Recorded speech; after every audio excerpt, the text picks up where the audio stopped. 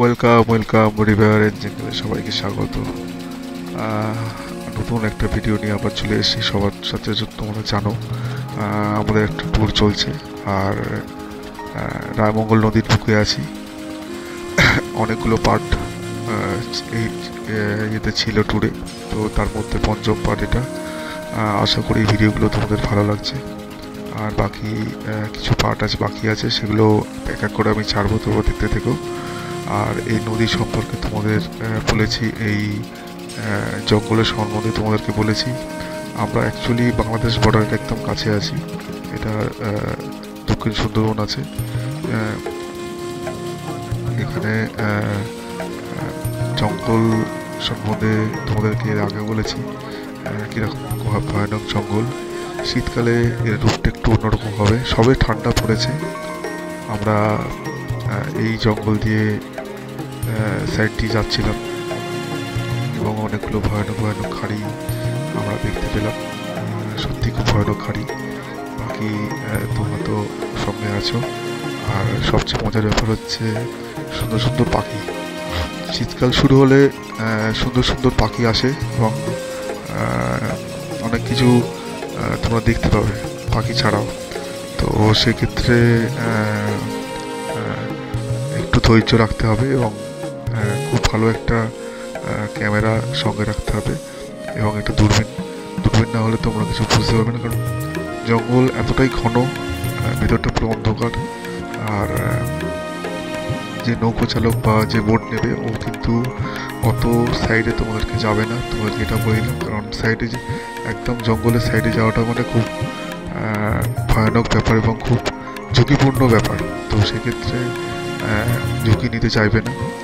যতটুকু distance maintain করে নিয়ে যাওয়ার তোমাদেরকে দেখাবে, বেশি সাইডে নিয়ে যাবে না। এটা বন দপ্তর থেকে সম্পূর্ণ রেস্ট্রিক্টেড আছে।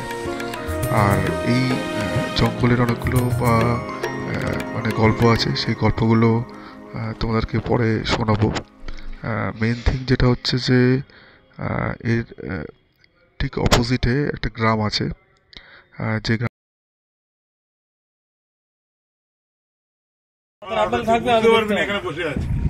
একটা পাতার আড্ডালে থাকবে, আমি দেখতে হবে।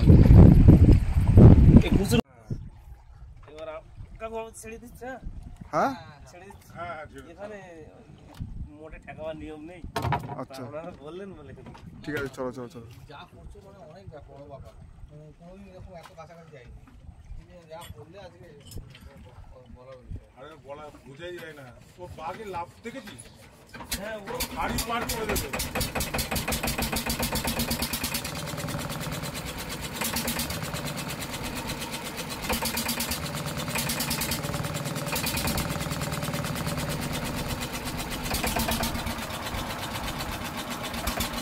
আমরা এখানে অনেকক্ষণ স্টে করেছিলাম, তো দাদা আপনাকে দেখেছি। এক সেকেন্ড লাগবে না।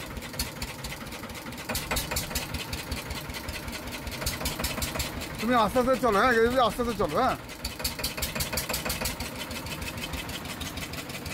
এই খাড়িটা দেখছো, এই খাড়িটা একটা অদ্ভুত খাড়ি। এই খাড়িটা দেখে ভেতরটা দেখ, ভেতরটা দেখে দেখ। ভাটা বলে মানে জল যখন জোয়ার হচ্ছিল তখন একদম গা দিয়ে যাওয়া, ওই তো দেখা যাচ্ছে দেখতে পারো। একদম গা দিয়ে যাওয়া ভাটা, তো এখন একটু খারাপ হচ্ছে।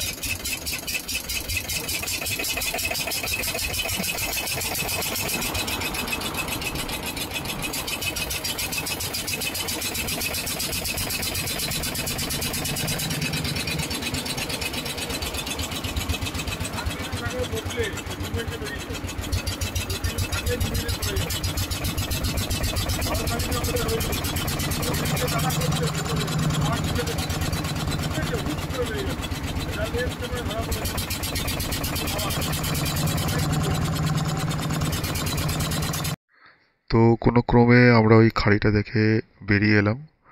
এখন আমরা আর একটু দূরে যাব, তো সঙ্গে থেকো। মোটামুটি ঘোরা হচ্ছে, দেখতে পাবো। আর কথা হচ্ছে যে আমরা অনেকটা পথ ঘুরেছি, অনেকটা পথ যাচ্ছি। এখন আমাদের হাতে সময় আছে মোটামুটি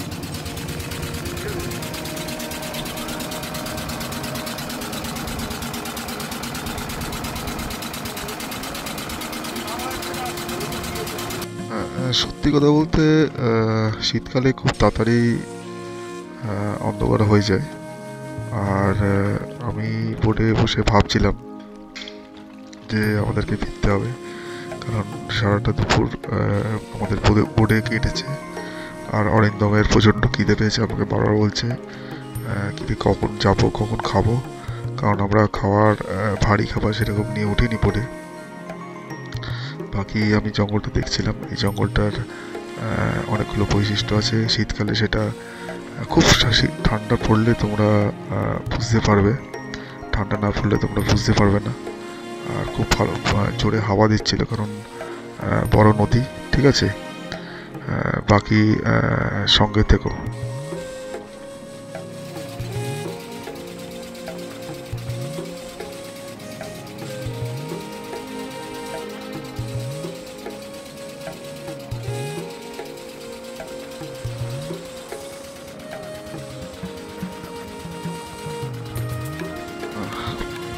প্রচণ্ড জোর ঢেউ হচ্ছিল আর হালকা ভয় লাগছিল, কারণ বড় নদীর ঢেউ আস্তে আস্তে বাড়ছিল আর ভরা জোয়ার ছিল। প্রচণ্ড হাওয়া দিচ্ছিল, কারণ অত বড় নদী বে অফ বেঙ্গলের সাথে কানেক্টেড আছে। এটা হচ্ছে মেন থিং। বাকি তোমরা দেখতেই পাচ্ছ কতটা চর ভেঙে ভেঙে এসছে। এটা একটু পুরোটাই এঁটেল মাটির চর ছিল। এখানে মেনলি কুমিরটা বেশি দেখা যায়, আর বাঘ তো দেখতে তোমরা পাবে, কিন্তু এটা ফাটাফাটি খাড়ি। এটা আমি এর আগে এসেছিলাম এই জায়গাটায়। এই খাড়িটা কিন্তু ফাটাফাটি। এখানে এটা ছোটো, অবশ্য ছোটো খাড়ি, কিন্তু এখানে তোমরা দেখতে দিতে পারো।